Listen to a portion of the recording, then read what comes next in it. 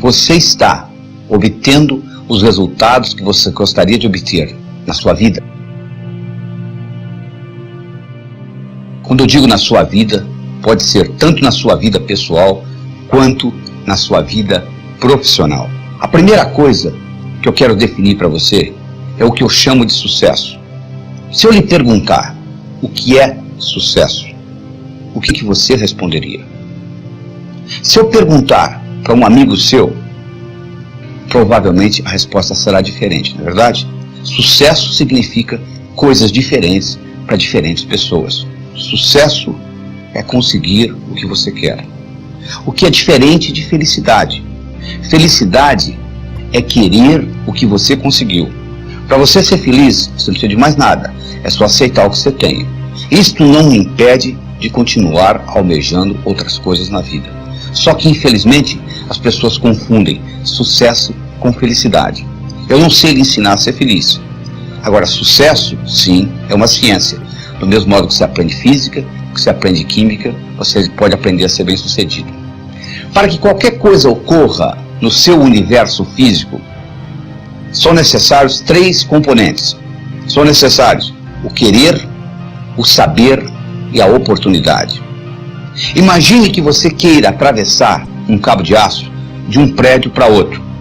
Você queira, você sabe atravessar, mas não existe cabo de aço. Você não vai conseguir. Vamos supor que você queira, existe o cabo de aço, mas você não sabe. É impossível, não é verdade? Se você sabe, se você tem o cabo de aço, mas hoje você não está afim, você também não vai atravessar. Então o que nós vamos mostrar aqui no sucesso é como que nós criamos esse contexto onde esses 3 componentes se manifestam.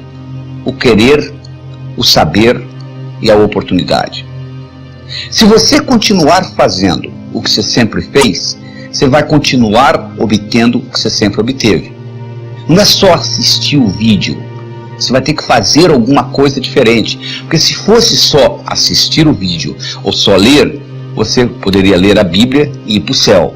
Não é bem assim, não é verdade? Você vai ter que assistir esse vídeo várias vezes, porque repetição é a mãe do aprendizado. Como é que você aprendeu a andar? Você levantou, caiu, levantou, caiu, levantou, caiu, até que um dia você andou, não é verdade? Você não aprendeu da noite por dia. Sucesso também, nós não conseguimos aprender da noite para o dia. Você tem que estudar, você tem que ler, você tem que assistir esse vídeo várias vezes para que isso seja incorporado na sua estrutura psicológica e faça parte de você. Então, do mesmo modo que escovar os dentes se tornou um hábito para você, sucesso pode se tornar um hábito. Mas para se criar um hábito, é necessário que pelo menos passe pelo seu cérebro aquele tipo de pensamento 21 vezes. Se você comprar um aparelho eletrônico numa loja, ele vem com um manual, onde que liga, onde que desliga, como que regula, não é verdade? Você recebeu isso aqui, que é a coisa mais sofisticada que existe no planeta. Chama-se cérebro. Tem 10 bilhões de neurônios, 100 trilhões de conexões nervosas. E você não está usando nem 3% da capacidade que você tem aí. Já imaginou o potencial que está armazenado? Sócrates dizia que o homem preguiçoso é aquele que poderia ser melhor empregado. E de acordo com a definição de Sócrates, todos nós somos preguiçosos, porque nós poderíamos estar utilizando o nosso cérebro de uma forma totalmente diferente. Então o que nós vamos fazer agora é entender, é criar um manual para que você possa tirar o máximo desse cérebro. George Bernard Shaw dizia o seguinte: eu penso uma vez por semana e sou famoso. Já imaginou se eu pensasse todo dia? O que ele queria dizer com isso? Ele queria dizer com isso que a maioria não usa o cérebro para pensar. Usa o cérebro para ter pensamentos. É totalmente diferente. Se eu lhe pergunto se há 5 dias atrás foi um dia antes de quarta, que dia que será depois de amanhã? Para você responder essa pergunta, você tem que pensar. Mas o que você faz 99% do tempo é ter pensamentos. Então a primeira coisa que você tem que entender é a diferença entre pensar e ter pensamentos. O cérebro, como eu disse, esse aparelho que tem 10 bilhões de neurônios, é o computador mais sofisticado da face da Terra. Ele tem dois hemisférios, o esquerdo e o direito. O esquerdo armazena a razão, o direito armazena a emoção. Esses hemisférios, eles têm funções distintas. O esquerdo é digital, o direito é analógico. O esquerdo é analítico, o direito é sintético. O esquerdo pensa em preto e branco, o direito pensa em colorido. O esquerdo é detalhista, o direito é global. Estão vendo as diferenças? Quantas são? Você, por exemplo, tem um indivíduo que é muito cérebro esquerdo. Ele se preocupa com detalhe, mas ele não vê o todo. Ele consegue ver a árvore muito bem, mas ele não consegue ver a floresta. O indivíduo que é cérebro direito, predominantemente, ele já faz o contrário. Ele consegue ver o todo, mas ele não consegue ver o detalhe. Ele consegue ver a floresta, mas ele não consegue ver a árvore. Então o que nós estamos fazendo aqui, nós temos que fazer um equilíbrio entre o cérebro esquerdo e o direito, entre a razão e a emoção. Todas as vezes que houver uma incongruência, uma discrepância entre o cérebro esquerdo e o cérebro direito, você paga um preço. Se você disser assim, cérebro esquerdo, eu vou roubar um banco, e o cérebro direito, a emoção disser, não faça isso não que é antiético, e você vai e rouba o banco, 10 anos depois você aparece com câncer, o que aconteceu? Houve uma incongruência, houve um conflito entre a parte esquerda e a parte direita do seu cérebro, houve uma depressão do seu sistema imunológico e com isto você sofre um câncer 10 anos depois. Além disto, se você aprende a integrar esses dois lados do cérebro, é como um passarinho. Um passarinho para voar precisa de duas asas. Você nunca vai encontrar um passarinho voando com uma asa só. O indivíduo, para ser bem sucedido na vida, ele tem que aprender a trabalhar com os dois lados do cérebro. Se ele é só cérebro esquerdo, é aquele indivíduo que você conhece, que é inteligente, sabe cálculo, sabe matemática, trabalha numa lojinha no centro da cidade, é o caixa lá, e lá vai ficar a vida inteira. Por outro lado, o indivíduo que só trabalha com o cérebro direito é aquele indivíduo muito criativo, com grande imaginação, que não implementa nada que ele imaginou. Van Gogh pintou 1.600 quadros, vendeu um, viveu e morreu na miséria. Na verdade, ele tinha um cérebro direito muito evoluído, mas ele não tinha o discernimento necessário para vender os quadros e ter uma boa vida. Então o que nós temos que fazer para ser bem sucedido é equilibrar esses dois lados do cérebro. Do mesmo modo, para nós podermos assimilar o conhecimento, se nós assimilamos com os dois lados do cérebro, faz uma diferença muito grande. Tudo aquilo que você aprendeu só com um lado do cérebro, você esquece. Se você fizesse aquela prova que você fez para passar no vestibular, ou para entrar no colegial, ou aquela prova de ginásio que você tirou 10, se você fizesse aquela prova novamente hoje, você não tiraria a mesma nota, não é verdade? Mas se você sabe nadar, e tem 10 anos que você não nada, se você entrar na piscina, você nada. Se você sabe andar de bicicleta, e tem 10 anos que você não anda de bicicleta, se você montar numa, você anda, não é verdade? Por quê? Andar de bicicleta, nadar, você aprendeu com os dois lados do cérebro. E aquilo que você fez lá na escola, você aprendeu com um lado só do cérebro. Por isso que você esqueceu. Então o que você faz? Você passa a vida inteira aprendendo, esquecendo, aprendendo, esquecendo, aprendendo, esquecendo. Mas mesmo assim, aprendendo e esquecendo, você está melhor do que aquele indivíduo que não aprendeu, não é verdade? Porque o conhecimento você esqueceu, mas sobrou alguma coisa. Sabe o que sobrou? A sua habilidade de pensar. Como é que você usa o seu cérebro para melhorar o seu discernimento, para você poder fazer decisões de uma forma melhor. Tem gente que tem dificuldade para fazer decisões. O indivíduo não consegue decidir entre uma coisa e outra. É como se uma parte do cérebro queria uma coisa, outra parte do cérebro queria outra. E ele acaba não decidindo por nenhuma das duas. É o sujeito que chega na sorveteria e não sabe se ele quer o sorvete de baunilha ou de chocolate. Baunilha ou chocolate, ele acaba pedindo framboesa, porque ele não consegue decidir entre uma coisa e outra. E isso é muito importante se aprender na vida, porque a sua vida você está fazendo constantes decisões. E outra coisa importante que você tem que entender como o cérebro funciona, existe uma lei universal chamada lei do aumento. Tudo aquilo que você concentra, aumenta. É assim que o cérebro funciona. Se você se concentrar nos seus problemas, eles vão aumentar. Se você se concentrar na solução dos seus problemas, a solução aumenta. Então é muito importante você focalizar onde você quer gastar a sua energia. Henry Ford dizia, se você pensa que você pode, ou se você pensa que você não pode, de qualquer jeito você está certo. Porque uma vez que você está trabalhando com as suas crenças, você está sempre certo. Você já notou que você está sempre certo? É sempre você certo, a outra pessoa que não consegue entender? Porque você está partindo de um princípio que está codificado no cérebro. À medida que você começa a mudar essas percepções, você vai entender que percepção é realidade e tudo mais é ilusão.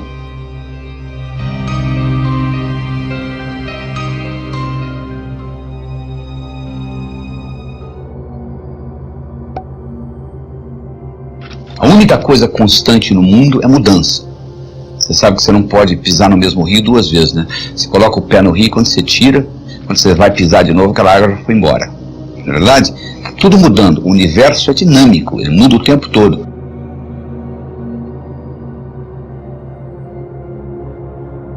Você conversa com uma pessoa hoje, você encontra com essa mesma pessoa daqui a um mês, você mudou, ela mudou. Só que o problema é que você continua tratando-a como se ela não tivesse mudado, e vice-versa. E aí cria o problema. Por que nós fazemos isso? Porque nós somos animais de hábitos. Nós criamos hábitos e continuamos perpetuando esses hábitos.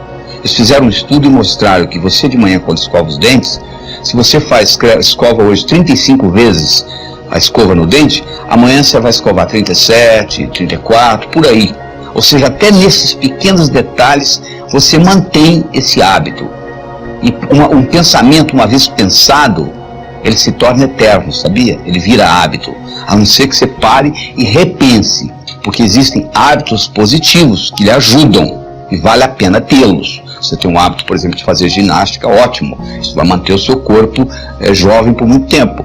Agora, se você tem um hábito, por exemplo, de fumar, está lhe prejudicando. Cada cigarro que você fuma diminui a sua vida 14 minutos. E você não leva 14 minutos para fumar um cigarro. A nicotina contida num cigarro é suficiente para matar 2 rãs. Então você começa a pensar o seguinte: quais são os hábitos que eu gostaria de mudar durante esse curso? Começa a pensar nisso. Aí você vai dizer, mas eu não tenho força de vontade para parar de fumar. Não, não é força de vontade. Força de vontade é uma coisa consciente. Nós vamos muito mais fundo do que isso. Nós vamos trabalhar com motivação. Aliás, nós vamos trabalhar com automotivação. Porque força de vontade é aquilo que você faz no dia 31 de dezembro. Você fala, no próximo ano eu vou fazer isto, eu vou fazer isto, eu vou fazer isto. Quanto tempo isso dura? Quase nada, não é verdade? Agora, se você está automotivado, a história é totalmente diferente. Você vai fazer acontecer. É isso que nós vamos provocar aqui. Nós vamos provocar uma automotivação para o sucesso. Porque nós vamos aprender com gente que sabe. Existiu nos Estados Unidos um indivíduo chamado Andrew Carnegie. O Andrew Carnegie era na época dele o que o Bill Gates é hoje. O que o Bill Gates é para a era da informação, Andrew Carnegie foi para a era da industrial. O Andrew Carnegie era tão rico que ele deixou o dinheiro para construir o Carnegie Hall em Nova York. Ele deixou o dinheiro para construir a Carnegie Mellon University nos Estados Unidos. E o senhor Andrew Carnegie, um dia, num momento de reflexão, ele teve um insight. Ele disse, eu vou deixar muito dinheiro para o mundo, como de fato ele deixou. Mas eu gostaria de deixar para o mundo mais do que dinheiro. Eu gostaria de deixar essa habilidade que eu tenho, que tudo que eu coloco a mão vira ouro.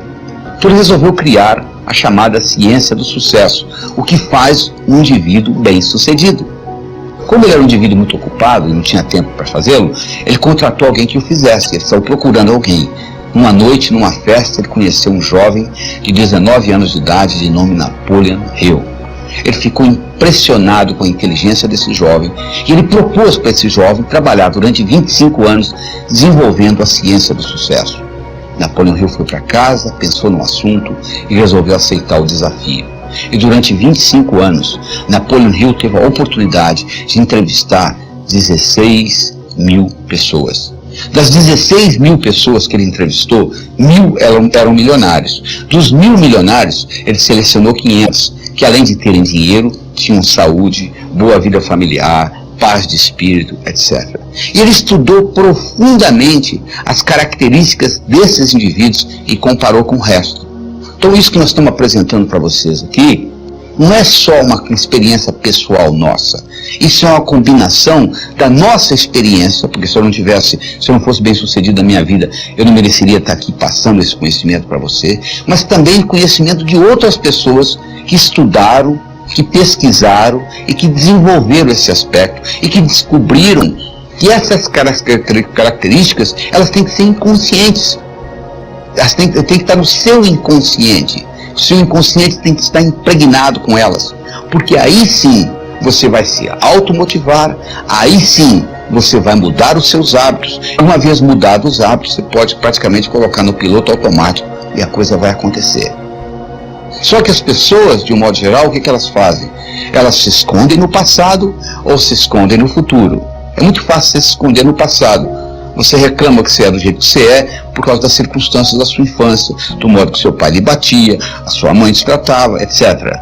Ou você pode se esconder no futuro, se preocupar com as coisas que vão acontecer. Você já prestou atenção na palavra preocupar? Pré-ocupar. O que é pré-ocupar? É você ocupar a sua mente antes da hora. Se a sua mente estiver ocupada, você não tem tempo de pré-ocupar. E como é que você ocupa a sua mente? Se comprometendo em fazer uma diferença na sua vida. Então a única coisa que eu exijo de você aqui é para você se comprometer e utilizar esse material para mudar a sua vida. Não é se envolver com ele não, é se comprometer, é muito diferente. Se você hoje de manhã teve no café da manhã ovos com presunto, a galinha que botou os ovos estava envolvida no seu café da manhã. O porco estava comprometido. Ele deu a vida pelo presunto, para ser transformado em presunto. Você entende a diferença? Então você tem que se comprometer, você tem que repetir muitas vezes, até que isso se torne uma parte de você. Você está lembrado quando você escuta uma piada nova? A primeira vez que você conta essa piada, você diz fulano contou e você repete a piada. A segunda vez você já diz alguém contou, você repete a piada. Na terceira vez a piada vira sua, não é verdade? Você já não diz quem lhe contou mais, fica sendo a sua piada, porque já tem as suas características. Então o que você vai fazer com esse material? Você vai incorporando esse material no seu inconsciente, os seus hábitos vão mudando, a sua motivação vai aumentando, o seu inconsciente fica impregnado disso, a sua estrutura psicológica, e você deixa de se esconder no passado ou se esconder no futuro e você utiliza o aqui e agora, porque a vida ocorre no aqui e agora. No seu cérebro não existe futuro, sabia disso? Você já acordou amanhã? Não, é sempre hoje, exatamente isso.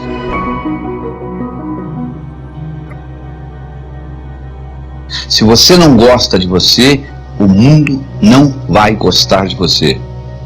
O seu desempenho, tanto pessoal quanto profissional, nunca será maior do que a sua autoimagem. Como melhorar a sua autoimagem? Como melhorar a sua autoestima? Até a idade de 8 anos, você recebeu aproximadamente 100 mil nãos. Não faça isso, não faça aquilo, não faça aquilo. Crianças com 4 anos de idade, microgravadores colocados na orelha para escutar, gravar o que elas escutam em 24 horas, para cada elogio, elas receberam 9 repreensões. Então o que acontece? A sua autoestima, que nasceu direitinho, ela começa a ser lesada. Você tem que continuar vivendo. Então, como mecanismo de compensação, você faz compensações e que leva a deformações. Adolf Adler, discípulo de Sigmund Freud, Dr. Adler dizia: toda compensação traz uma certa deformação. Conclusão: você passa a ter 2 personalidades. Uma que você apresenta para os outros e a outra que é a sua, lá que você não quer mostrar para ninguém. E você gasta uma energia vital enorme tentando separar uma da outra.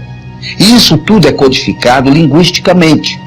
E existe uma conversa dentro da sua cabeça o tempo todo, chamado self-talk, que determina isso. E eu vou lhe provar isso agora. Imagine a seguinte situação.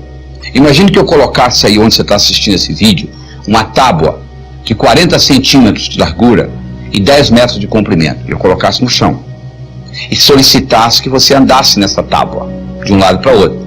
Você conseguiria? Provavelmente sim, não tem problema nenhum andar de um lado para o outro. Agora eu pegaria essa tábua e colocaria essa tábua entre os dois prédios Twin Towers do World Trade Center em Nova York, os dois prédios mais altos de Nova York, 400 metros acima do solo, 108 andares. E agora eu solicitaria que você atravessasse essa tábua de um lado para o outro. Você faria? Provavelmente não. Mas fisicamente você consegue fazer. Você não fez lá, não andaria no chão? O que acontece? Imediatamente vai aparecer no seu cérebro o chamado self-talk. Olha, você vai escorregar, você vai cair, vai ventar. Não é verdade? Você nunca deixou de fazer nada na vida porque o seu peito doeu, ou porque o seu braço doeu, ou porque a sua perna doeu. Você deixou de fazer alguma coisa na vida porque alguma coisa aconteceu aqui dentro do seu cérebro. Não é verdade? Pois é, isso tem muito a ver com a codificação que você tem da sua autoestima. Porque essa autoestima foi gerada através do seu crescimento, do seu desenvolvimento. Nos primeiros 7 anos de vida, você não tinha capacidade cognitiva. O seu cérebro funcionava como se fosse uma esponja. Você estava consciente, mas você não estava consciente que você estava consciente. Essa é a verdade. Então a religião que você tem, os preconceitos, as suas crenças com relação a dinheiro, a Deus, a amor, a saúde, a velhice, tudo isso foi codificado nos primeiros 7 anos de vida. Dos 7 aos 14, você entrou na fase de modelação. Você começou a modelar os outros. Você começou a copiar o comportamento das pessoas. Se a sua mãe dizia, não minta, mas você ouvia ela mentindo para o vizinho, você chegava à seguinte conclusão: mentir é válido. Ou seja, você incorporava o comportamento e não o que as pessoas estavam dizendo. E você começou a fazer julgamentos. Por volta dos 14 anos, você entrou na terceira fase, que é a chamada fase de socialização. Você começou a se socializar com os outros. E teoricamente, somente teoricamente, você completou isso por volta dos 21 anos. Eu digo teoricamente que eu encontro pessoas com 50 anos de idade que ainda não saíram de casa, emocionalmente. O pai já morreu, a mãe mora a 2.000 quilômetros de distância, mas a pessoa ainda não saiu de casa emocionalmente. Então nós temos que voltar lá e reestruturar essa criança, que nunca tem mais do que 7 anos de idade. E como que isso foi estruturado neurofisiologicamente? Do seguinte modo: na base do seu cérebro, você tem uma estrutura chamada substância reticular ativadora ascendente, que é abastecida pelo saldo exergônico do bioquímico celular. Estou falando difícil. O que é isso? Significa que se eu levanto a mão, eu libero mais energia do que é necessário para levantar a mão.